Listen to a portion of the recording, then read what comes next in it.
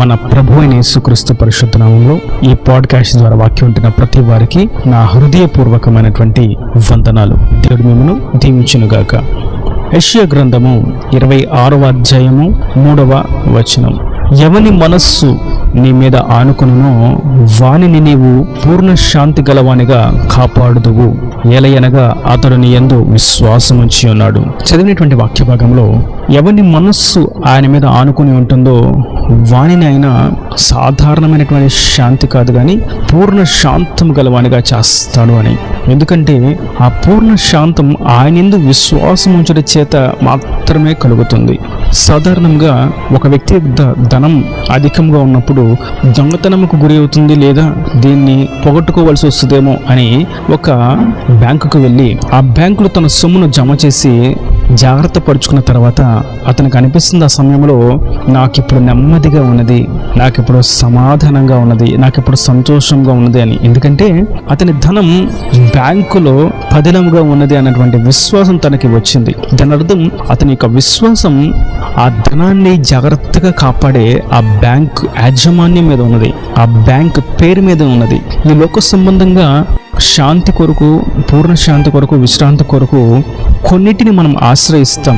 ఇది భౌతికపరమైనది. అది ఆహార విషయంలో కానీ, ధనము కూడబెట్టుకునే విషయంలో కానీ, ఐక్యత విషయంలో కానీ, స్నేహం విషయంలో కానీ కొన్నిటిని మనం ఎంచుకొని వాటిలో ఉన్నటువంటి మంచితనాన్ని బట్టి, దానిలో ఉన్నటువంటి నమ్మకత్వాన్ని బట్టి వాటిని మనం వినియోగించుకొని దాని ద్వారా సంతోషాన్ని, శాంతిని అనుభవిస్తాం. అయితే ప్రభు సెలవిస్తున్నటువంటి శాంతి ఈ లోక సంబంధమైనటువంటి శాంతి కాదు. అది మన మనస్సుకు సంబంధించినటువంటి శాంతి. ఇది ఆత్మకు సంబంధించినటువంటి శాంతి. శరీర శాంతి కొరకు శరీరాన్ని విశ్రమింప చేస్తేనో, లేదంటే మంచి ఆహారం పెడితేనో, సుఖానికి అప్పగిస్తేనో శాంతి కలుగుతుందేమో, కానీ మన మనస్సుకు ఆయన మీద మనం ఉంచినటువంటి విశ్వాసమే శాంతినిస్తుంది. మన యొక్క ఆత్మకు ఆయన మీద మనం పెట్టుకున్నటువంటి నిరీక్షణే, విశ్వాసమే మనకు శాంతిని కలుగు చేస్తుంది. కనుక నేటి వాక్యం వింటున్నటువంటి నా ప్రియ సహోదరులారా, మనము శాంతిని అనుభవించాలి అన్నప్పుడు, మనం పూర్ణ శాంతిని పొందుకోవాలి అని అనగా మనము ఆయన మీద మాత్రమే ఆనుకొని ఉండాలి. కొందరు గృహాన్ని కట్టేటప్పుడు దానికి పునాది మంచిగా వేస్తే ఆ పునాది మీద వారికి కలిగినటువంటి విశ్వాసాన్ని బట్టి 3 అంతస్తులు వేయచ్చు, 4 అంతస్తులు వేయచ్చినటువంటి నమ్మకం కుదిరి ఆ గృహం కట్టిన తర్వాత సంతోషంగా, విశ్రాంతిగా ఆ గృహములో జీవిస్తారు.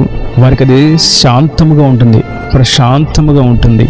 వారి యొక్క విశ్వాసం ఆ గృహమును మోస్తున్నటువంటి పునాది మీద, ఆ కట్టబడినటువంటి ఆ ఇంటి మీద మాత్రమే వారి యొక్క విశ్వాసం. దాన్ని బట్టి వారికి శాంతి కలుగుతుంది. అయితే నా ప్రభు ఇచ్చేటువంటి శాంతి హృదయానికి, ఆత్మకు సంబంధించినటువంటి శ్రేష్టమైనటువంటి శాంతి. ఇది పూర్ణ శాంతముకు మనం నడిపిస్తుంది, మనం ఆయన మీద ఆనుకునేట చేత. కనుక ప్రతి విషయంలోనూ మనం ఆయన మీద ఆనుకోవడం అనేది మనం నేర్చుకోవాల్సిన వారమై ఉన్నాము. అది అన్ని కోణాలలోనూ మనం ఆయన మీద ఆనుకోవడం నేర్చుకోవాలి. అయితే ఇక్కడ మనకు వచ్చేటువంటి ప్రశ్న ఏదనగా, ఆయన మీద ఆనుకునుట అనగా దాని అర్థం ఏమై ఉన్నది? వాక్యం ఈ విధంగా సెలవిస్తున్నది, ఆయన యందు మీరు విశ్వాసం ఉంచుట చేత మీకు, మీ మనస్సుకు శాంతి కలుగుతుంది. మనము ఆయన యందు విశ్వాసం ఉంచుట చేతనే ఆయన మీద ఆనుకోగలుగుతాం. కనుక ఆయన మీద మనం ఆనుకోవడం అనగా ఆయన మీద విశ్వాసం ఉంచడం మనం నేర్చుకోవాలి. గ్రంథం ఈ విధంగా సెలవిస్తుంది, మనుషులను మీరు ఆశ్రయిస్తే అది మీకు నష్టాన్ని కలుగు చేస్తుంది, నన్ను ఆశ్రయించినట్లయితే మీకు నేను శాంతిని ఇస్తాను అని. ఈ లోకంలో దేనిని ఆశ్రయించినా అది మీకు పూర్ణమైనటువంటి శాంతిని కలుగు చేయదు. అది ఏ ప్రాంతానికి వెళ్ళినా, ఏ దేశానికి వెళ్ళినా, ఏ గొప్ప పేరును, ఖ్యాతిని పొందుకుని ఉన్నా, ఎంత గొప్పవారు తెలుసు అని అనుకున్నా, ఎంతమంది రాజకీయ నాయకులు తెలిసి ఉన్నా, నేనే గొప్ప అధికారిని అని చెప్పుకుని ఉన్నప్పటికీ ఆయన మీద మనం విశ్వాసం ఉంచకపోతే, ఆయన మీద మనం ఆనుకోకపోతే అది మనకు విశ్రాంతిని కలుగు చేయదు, అది మనకు శాంతిని కలుగు చేయదు. కనుక మనము పూర్ణ శాంతం పొందుకోవాలంటే ఆయన మీద మాత్రమే మనం ఆనుకోవాలి. నా ప్రభు ఈ చదువులో నాకు జ్ఞానాన్ని ఇవ్వగలడు, నా ప్రభు ఈ ఉద్యోగంలో నాకు కృప చూపగలడు, నా ప్రభు ఈ వ్యాపారంలో నాకు వివేకముని ఇవ్వగలడు, నా ప్రభు ఈరోజు ఆలయంలో నాతో మాట్లాడతాడు, ఉపదేశం ద్వారా నాతో ముచ్చటిస్తాడు, నా ప్రభు వాక్యం ద్వారా నన్ను వర్షిస్తాడు, నా ప్రభువు నాకు తోడుగా ఉన్నాడు, నా ప్రభు చూస్తున్నాడు ఈ పాపం నేను చేయకూడదు, నా ప్రభు చూస్తున్నాడు ఈ మాటలన్నీ, నేను మాట్లాడే మాటలు కూడా ఆయన వింటూ ఉన్నాడు. కనుక నేను ఈ విధంగా విధంగా మాట్లాడకూడదు, ఈ విధంగా ప్రవర్తించకూడదు అని మనం ఆయన మీద ఆనుకుని అడుగు వేసినట్లయితే ఆయన మనకు పూర్ణ శాంతినిస్తాడు. ఇది ఎవరు చూస్తున్నారు? నన్ను చూసేవారు ఎవరు లేరు, ఈ పాపాన్ని, ఈ యొక్క మాటలను, ఈ యొక్క చూపులను ఎవరు గమనిస్తారు అనుకుని పాప మార్గంలో వెళ్ళినట్లయితే అది ఆయన మీద ఆనుకున్నట్లు కానీ కాదు. మనం ఆయన మీద ఆనుకుని ఉన్నాము అనడానికి నిదర్శనం ఏదనగా మనం ఆయన మీద విశ్వాసం ఉంచుతాం. మనం ఆయన మీద విశ్వాసం ఉంచాము అన్నదానికి నిదర్శనం ఏదనగా ప్రతి విషయం కూడా ఆయన చూస్తున్నాడు అనేటువంటి భయభక్తులతో ఆ పనిని మనం చేస్తాం. ఇది నిజమైనటువంటి క్రైస్తవుని విశ్వాస జీవితం. ఇట్టి క్రైస్తవ విశ్వాస జీవితం కలిగిన వారిని ఆయన పూర్ణ శాంతం గలవాడిగా చేస్తానని సెలవిస్తూ ఉన్నాడు. యోబు తన కుటుంబాన్ని, స్వాస్థ్యాన్ని, సంపదను, సమస్తమును కోల్పోయి ఉండగా విశ్వాసం మాత్రం ఆయన మీద ఉంచాడు. పూర్తిగా యోబు ప్రభు మీద ఆనుకొని ఉన్నాడు గనుక అతడు పూర్ణ శాంతమును అనుభవించాడు. నా జీవితం ఇక్కడతో ముగించాలని తన జీవితాన్ని చాలించుకోలేదు. ఇక ఈ భక్తి వ్యర్థం అని ప్రభువును విడిచిపెట్టలేదు. ఇక ఈ ప్రతిష్ఠిత కలిగినటువంటి జీవితం వ్యర్థమని ప్రతిష్టతను కోల్పోలేదు, పరిశుద్ధతను కోల్పోలేదు, ప్రార్థనా జీవితాన్ని కోల్పోలేదు, లోకంలో కలిసిపోలేదు. కనుకనే యోబు పూర్ణ శాంతమును, ప్రభు యొక్క పూర్ణ శాంతమును అనుభవించాడు, పొందుకొనగలిగాడు. ఎన్ని నష్టాలు వచ్చినా, ఎన్ని కష్టాలు వచ్చినా, ఎన్ని బాధలు వచ్చినా, ఎన్ని ఇబ్బందులు వచ్చినా, ఎన్ని అవమానాలు వచ్చినా, ఎన్ని నిందలు వచ్చినా, ఎంతమంది అపహాస్యం చేసినా, ఎంతమంది అవహేళన చేసినా, నా ప్రభువు నాకు ఉన్నాడు, నా ప్రభువు నా ప్రక్కన ఉన్నాడు, నన్ను చూస్తున్నాడు, నాకు సహాయం చేయగలిగినటువంటి శక్తిమంతుడు, ఆయన దయా దాక్షిణ్య పూర్ణుడు అని ఆయన మీద మన విశ్వాసం ఉంచి ఆయన మీద ఆనుకున్నట్లయితే ఇప్పుడు చుట్టుకున్నటువంటి ఈ బంధకాలన్నిటిలో, చిక్కుముడులన్నిటిలో నుండి మనల్ని విడిపించి శత్రుతల కంటే ఎత్తుగా మన తలను ఎత్తి పూర్ణ శాంతం గలవానిగా చేసి అనేకుల మధ్య ఆయన సాక్షిగా నిలబెడతాడు. కనుక ఈ వాక్యం వింటున్నటువంటి నా ప్రియ సహోదరులారా, పూర్ణ శాంతము మనం పొందుకోవాలంటే పూర్తిగా ఆయన మీద మాత్రమే ఆనుకోవాలి. ఈ పాప మార్గాలు అనేకము మనకు శాంతినిస్తాయి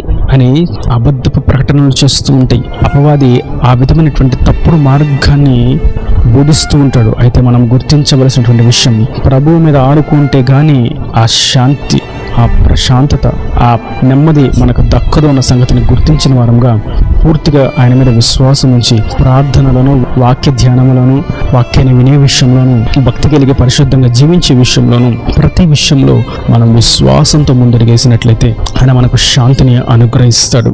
అబ్రహాము దేవుని మీద విశ్వాసం నుంచి అడుగు వేశాడు కాబట్టి అబ్రహాము దేవుని దృష్టికి ఇంపుగా ఇష్టడైన వాడిగా ఎంచబడ్డాడు. అబ్రహాము దేవుని యొక్క శాంతిని పొందుకున్నాడు. తన కుమారుని బలి ఇవ్వనప్పుడు సమయంలోనూ, తన కుటుంబమును, తన ఆస్తిని వదిలిపెట్టి ప్రయాణాన్ని కొనసాగించే సమయంలోనూ, తనకు సంతానం లేరు అన్నటువంటి సందర్భంలోనూ, తన కుటుంబంలో ఎదురైనటువంటి అసమాధాన పరిస్థితులలోనూ అబ్రహాము దేవుని మీద విశ్వాసం ఉంచాడు. కాబట్టి అబ్రహాము అన్ని సందర్భాలలో దేవుని ద్వారా శాంతిని అనుభవించాడు, నెమ్మదిని అనుభవించాడు. కనుక మనము సైతం ఆయన మీద పూర్తిగా విశ్వాసం కలిగి జీవించినట్లయితే ఎన్ని ప్రతికూల పరిస్థితులైనా మనము ఆయన ద్వారా శాంతిని అనుభవించగలుగుతాం. పూర్ణ శాంతం కలిగిన వారిగా ఈ లోకంలో జీవించగలుగుతాం.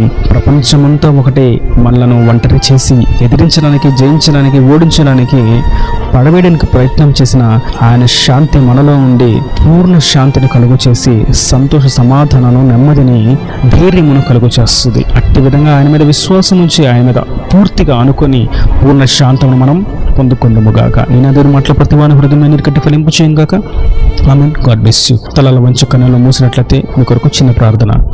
ప్రేమ స్వరూపి కరుణ కటాక్షం వెళ్తుంటే నా ప్రియ వాక్యన ప్రతి వారిని మీ నిండలుగా దీవించండి, ఆశీర్వదించండి. ఎవరి మనసుని మీద ఆనుకొని ఉంటుందో వాడిని పూర్ణ శాంతం గలవానిగా చేస్తానన్న అట్టి విధంగా ప్రతి బిడ్డను మీరు పూర్ణ శాంతముతో అలంకరించండి. వారు నీ మీద పూర్తిగా విశ్వాసం వచ్చినట్లుగా సహాయం దయచేయండి. ఇక్కడ వారి ప్రతి అవసరతను, అక్కరను నీ మహిమలో తెచ్చి మీరు రాకడ రాజ్యాన్ని సిద్ధపరచమని యేసు పరిశుద్ధ నామమున ప్రార్థించి వేడుకుంటున్నాను తండ్రి. ఆమేన్. ఆమేన్.